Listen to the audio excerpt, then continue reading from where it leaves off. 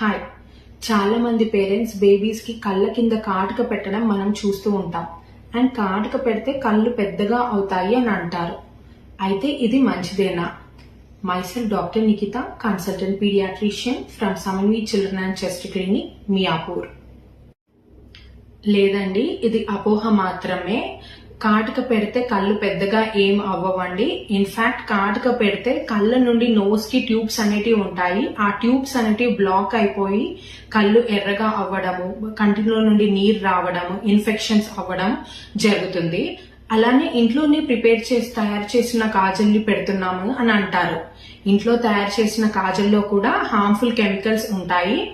And అలాగే కాటుకలో lead అనేది ఉంటుంది. సో లెడ్ అనేది అబ్జర్వ్ అవ్వచ్చు.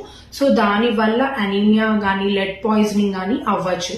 సో బేబీస్ ఎలా ఉన్నా అందంగానే ఉంటారు. అండ్ వాళ్ళ హెల్త్ అనేది మన ఫస్ట్ ప్రయారిటీ. Thank you.